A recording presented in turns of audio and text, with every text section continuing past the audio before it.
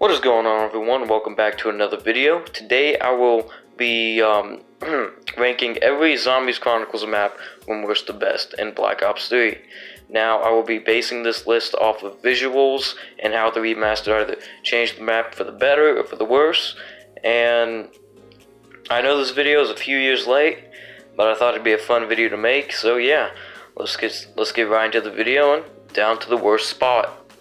Okay, hear me out on this. I know a lot of people will disagree with the placement of Origins, but I know it's a great map, one of the classic Zombies maps. A lot of the community really likes it. For me, I was never the biggest fan of Origins, I will be honest. But I will admit it's a good map.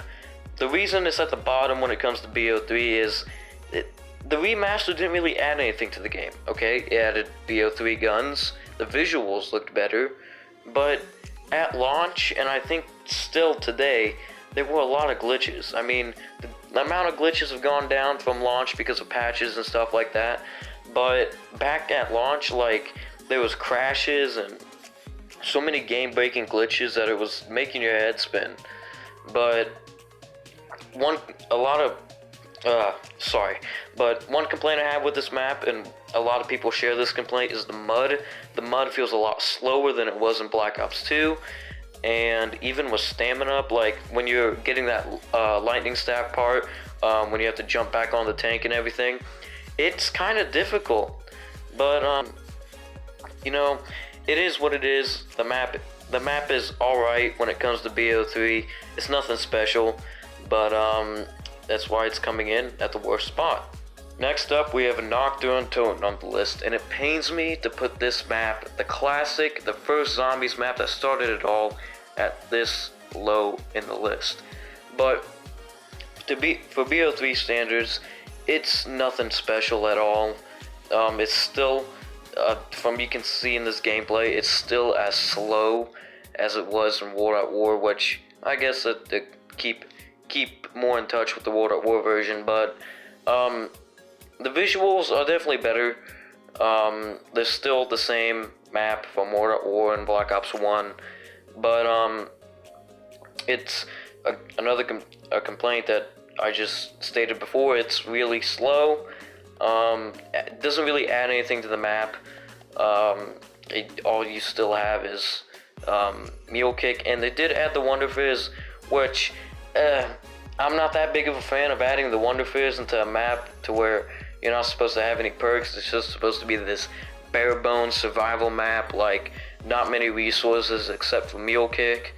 And the Gobble Gum, you can definitely make it to around like 50 to 80, 100 easy with overpowered Gobble Gums and being able to get all the perks you want.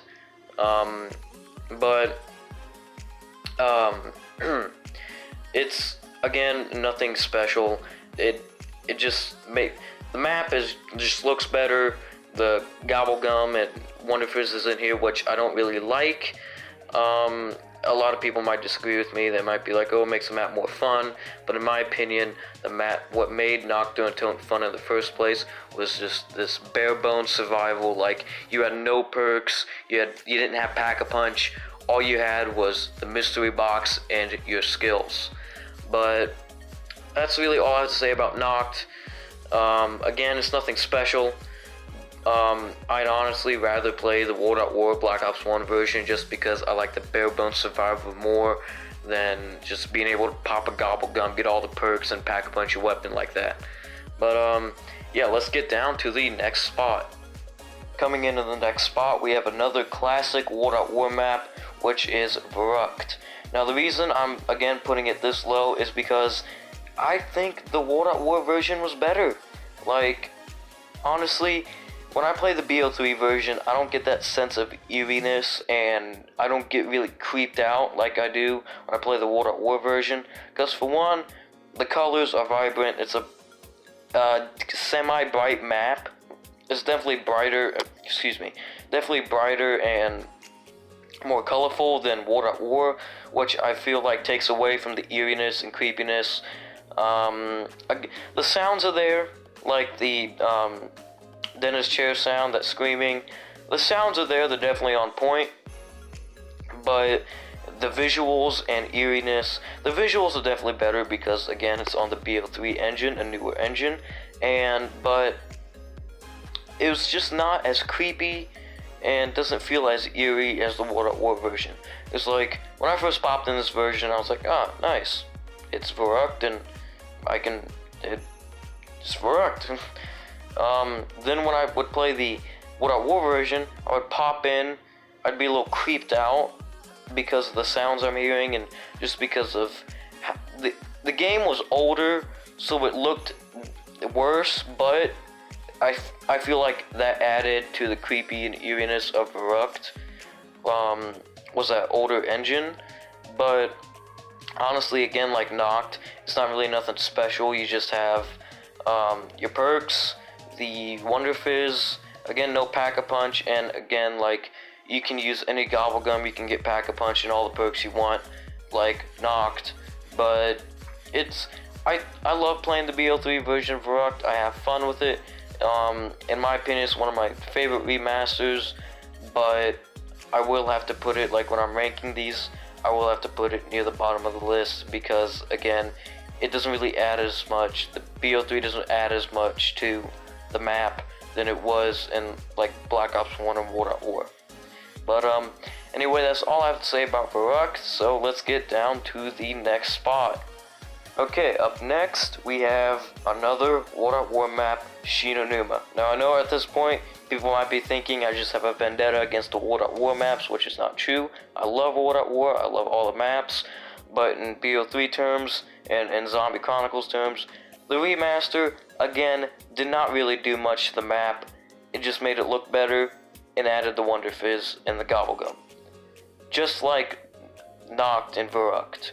You don't have Pack-a-Punch, but again, with the Gobble Gum, like Crate Power, Wall Power, and then Bullet Boost, you can get a double packed weapon just like that.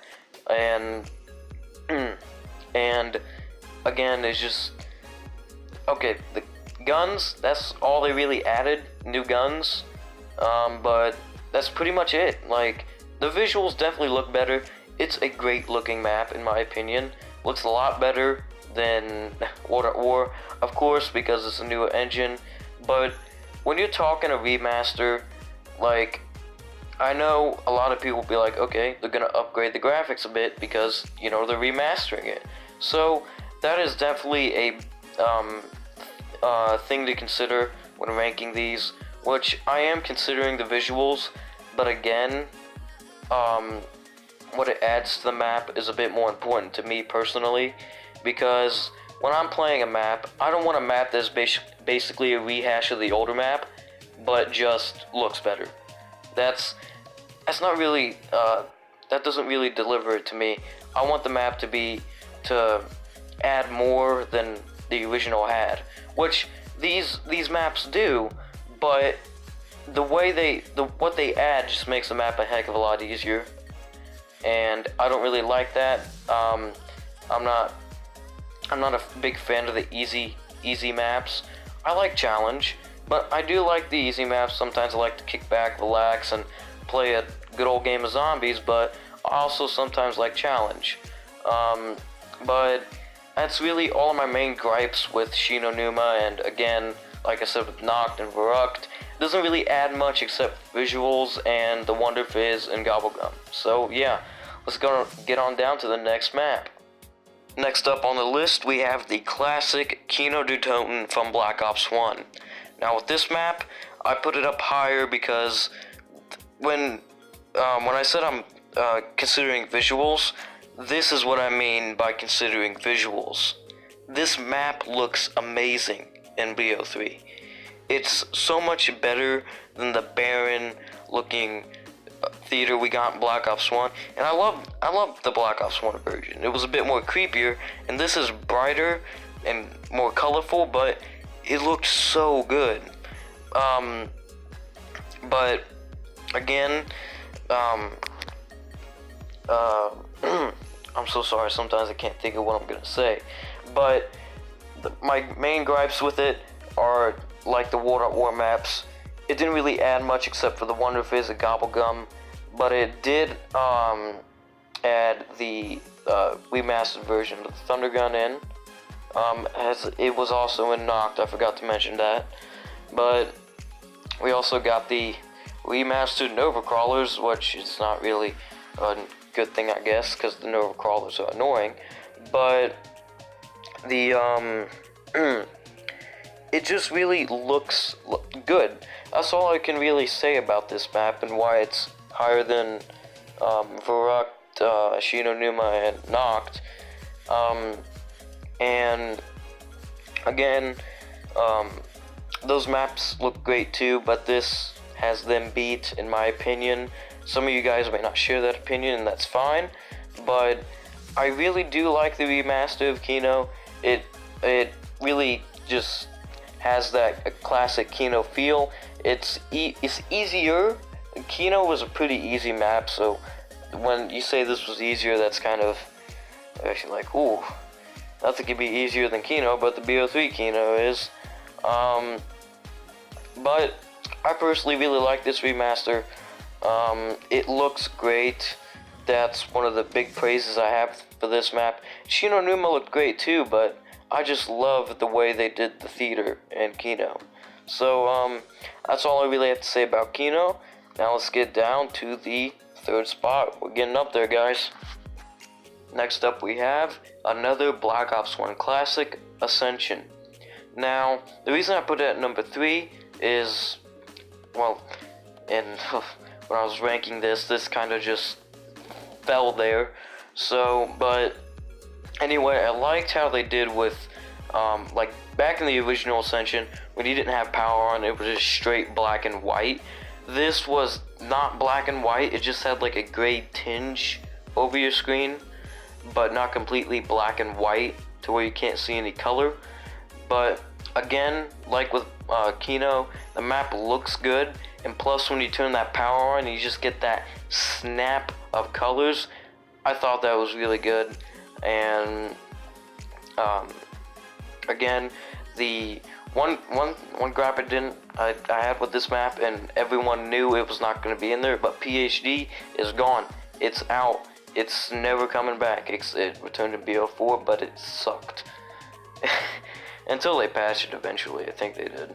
I haven't played that game in a while, but anyway, back to the list. Again, it's a really good looking map. It plays well. It plays like the original Ascension.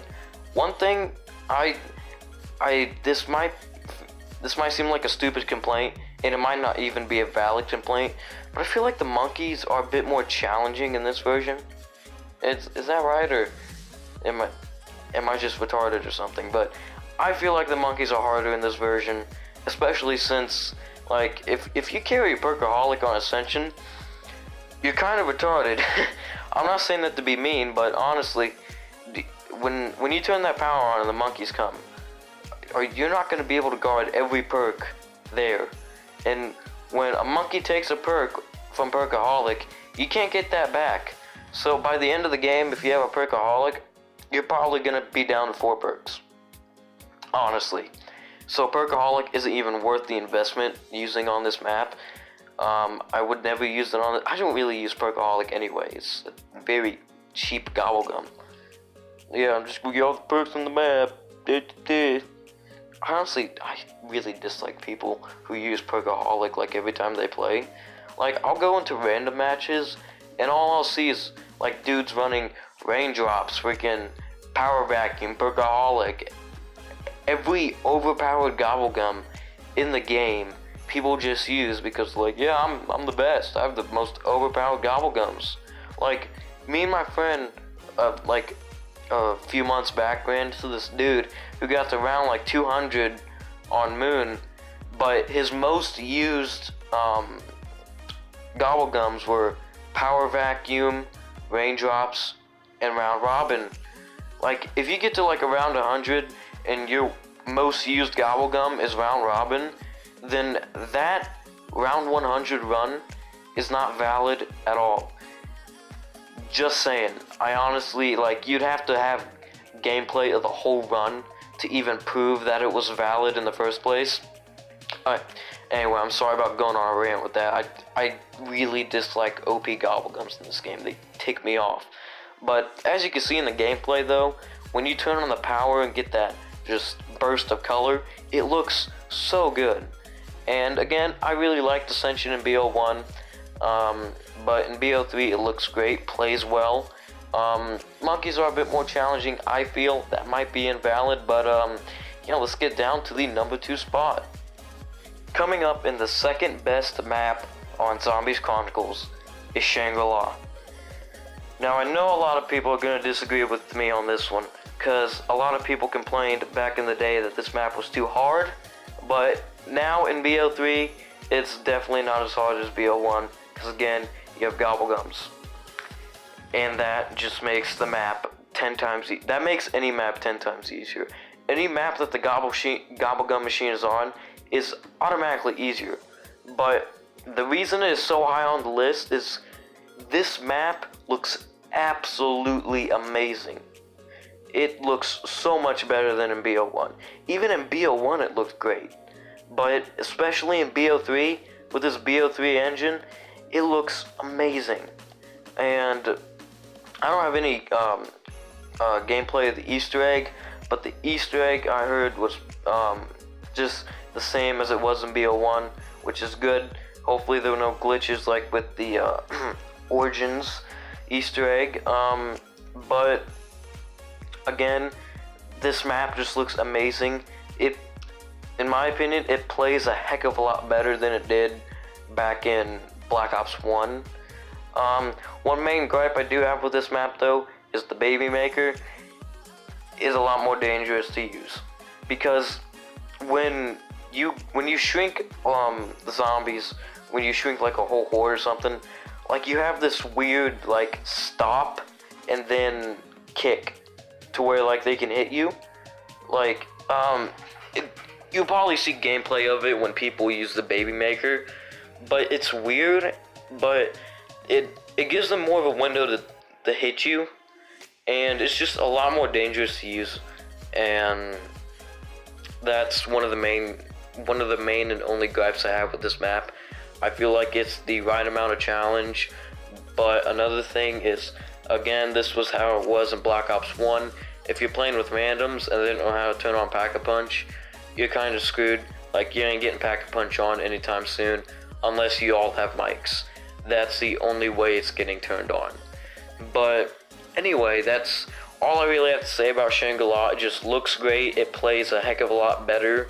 And it's easier because of gobblegums and just because it's BO3.